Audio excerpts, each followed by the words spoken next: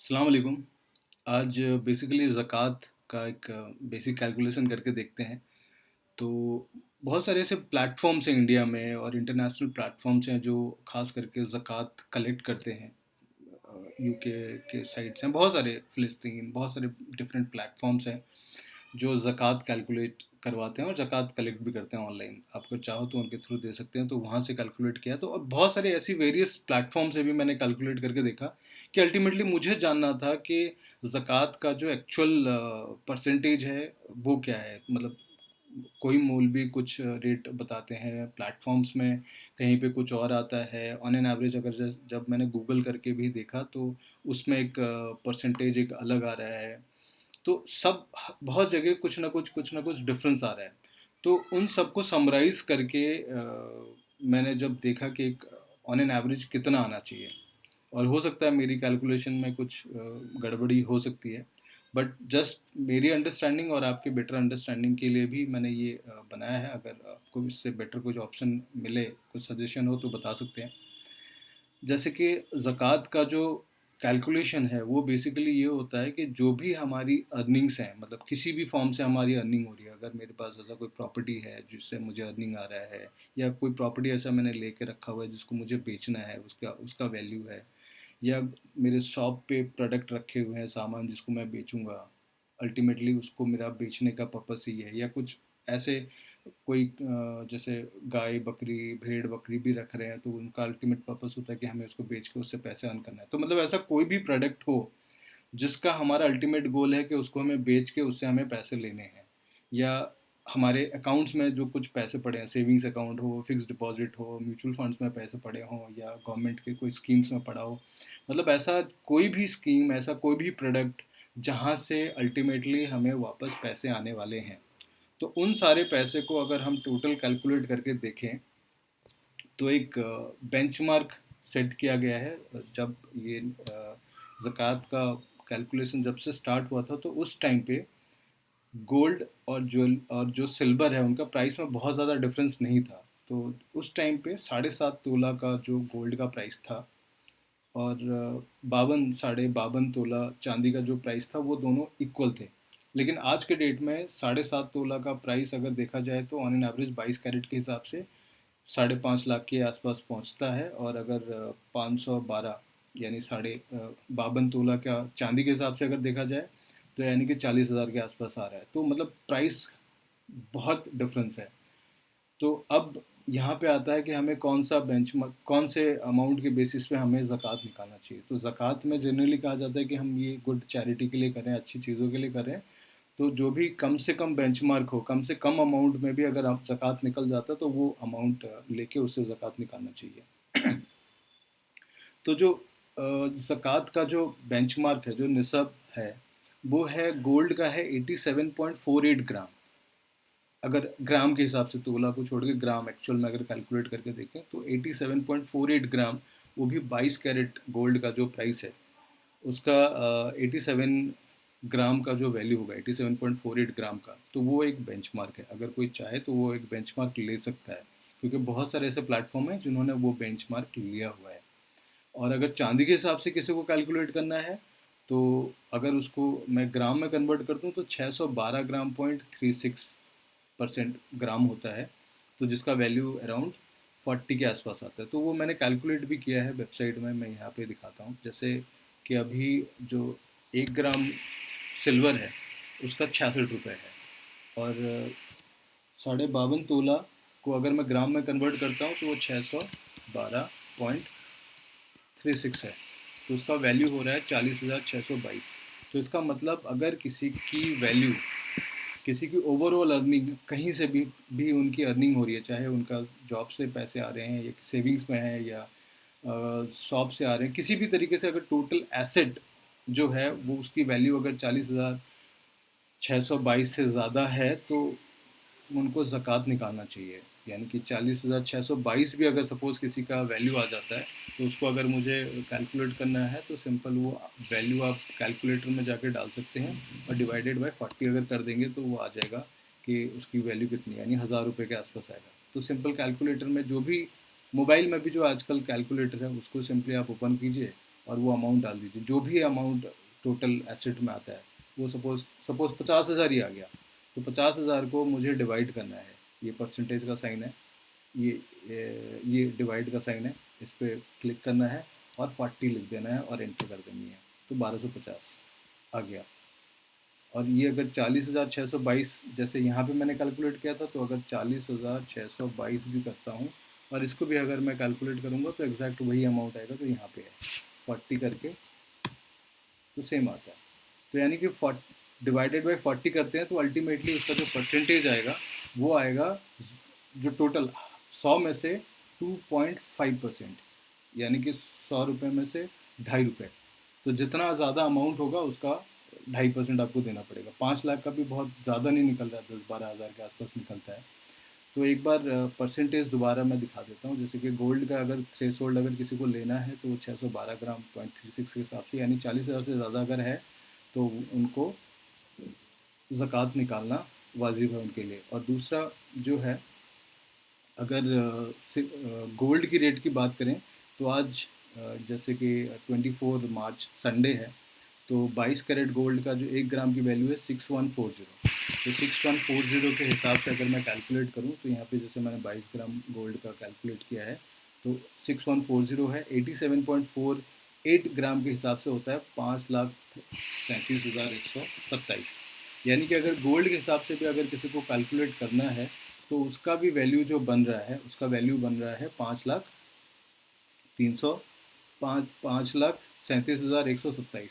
यानी कि अगर इससे ज़्यादा अगर किसी की वैल्यू बनती है सब कुछ मिला के, तो वो गोल्ड के हिसाब से भी उनको उनका उनका ज़कात निकलता है।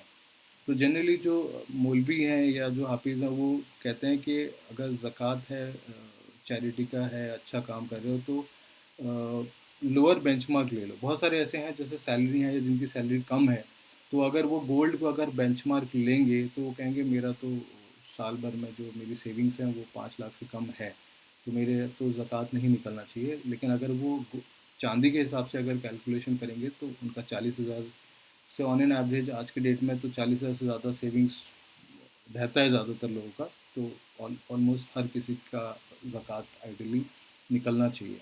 तो कुछ प्लेटफॉर्म्स हैं, मैं आपको दिखा देता हूँ। जैसे कि अगर गूगल करेंगे, गूगल अगर ऑनलाइन अगर हम सर्च करते हैं ज़कात कैलकुलेटर, तो बहुत सारे प्लेटफॉर्म्स आ जाते हैं जहाँ पे ज़कात कैलकुलेट भी कर सकते हैं। जैसे कि ये है इस्लाम रिलीफ वर्ल्ड वाइड, ये सर्च किया तो बहुत सारे ऐसे साइट आ गए, ये सारे प्रमोट स्पॉन्सर्ड हैं। तो ये स्पॉन्सर्ड को छोड़ के अगर मैं इसे कैलकुलेट करूँ, ये जो पहला नॉन स्पॉन्सर्ड साइट है, अगर मैं इसे देखूँ, यहाँ पे अगर मैं ओपन करता हूँ इसको, तो यहाँ पे इसमें यूके पाउंड के हिसाब से लिया हुआ है। यूएस डॉलर का अपन लूँ तो 478 का जो निसाब है वो 478 है। तो 478 के हिसाब से अगर मैं कैलकुलेट करूँ यूनाइटेड स्टेट्स डॉलर के हिसाब से, इंडियन रुपीज़ में वो हो रहा है 39,957, यानी कि 39,000 के आसपास है। तो इसका मतलब ये जो प्लेटफॉर्म जो कैलकुलेट कर रहा है, ये बेसिकली जो कैलकुलेट कर रहा है ये कर रहा है सिल्वर के हिसाब से, यानी चांदी के हिसाब से ये कैलकुलेट कर रहा है। इसने अपना बेंचमार्क गोल्ड का नहीं लिया हुआ है। तो यहाँ पे अगर कोई इस प्लेटफॉर्म के थ्रू अगर एंटर करेगा, अगर मैं यहाँ पे अपना जो वैल्यू है अगर इससे कम रखता हूँ तो मुझे वो बोलेगा कि आप ज़कात के लिए एलिजिबल नहीं हो। लेकिन अगर मेरा 39,000 से ज़्यादा अगर हो जाता है तो फिर मुझे उस पर 2.5% का ज़कात लगेगा।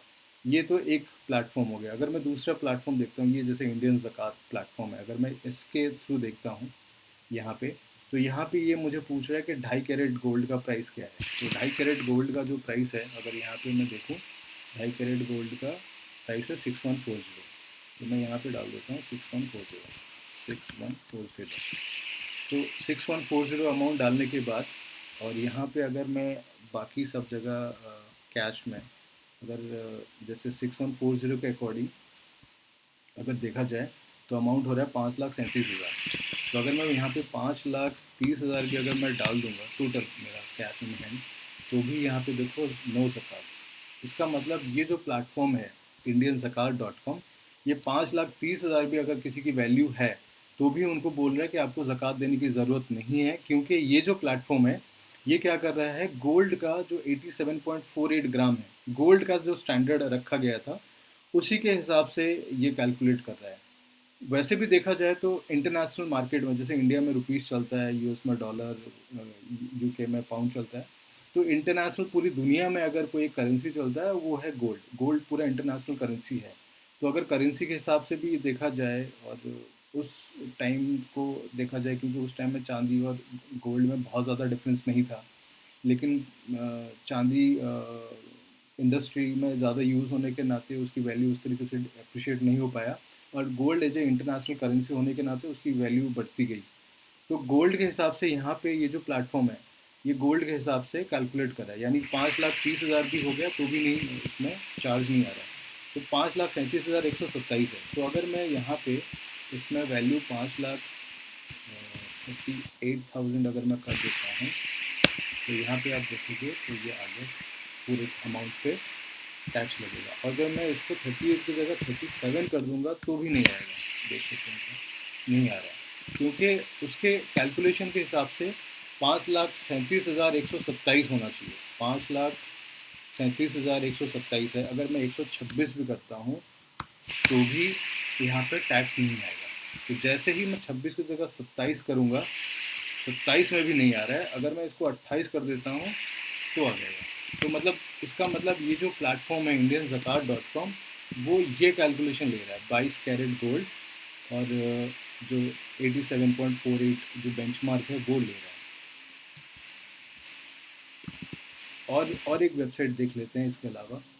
ज़कात देख लिया हमने, अभी ये देख लिया, ये देख लिया। अभी ज़कात सेंटर देख लेते हैं, ये प्लेटफॉर्म भी देख लेते हैं।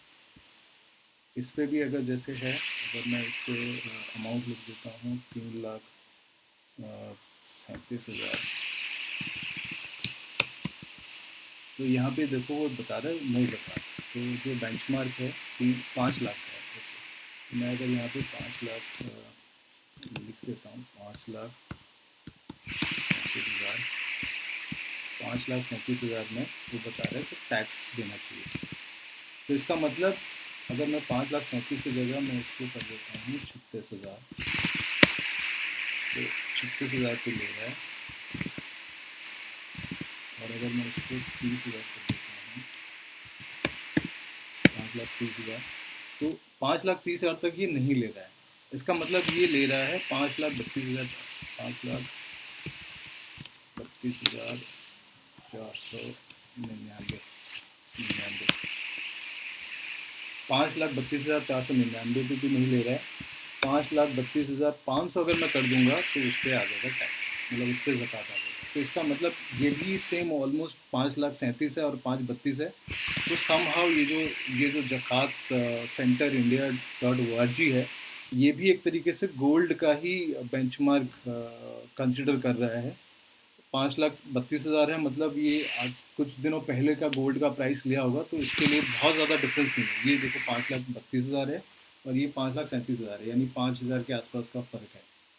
तो वो गोल्ड के प्राइस के डिफरेंस के बेसिस पे फ़र्क है। तो अभी तक जितना जो मुझे समझ आया है, इतने सब प्लेटफॉर्म्स और मौलवी साहब से पूछने के बाद, तो ओवरऑल यही पॉइंट निकल के आया है कि तो गोल्ड का जो परसेंटेज है वो 87.4 ग्राम है।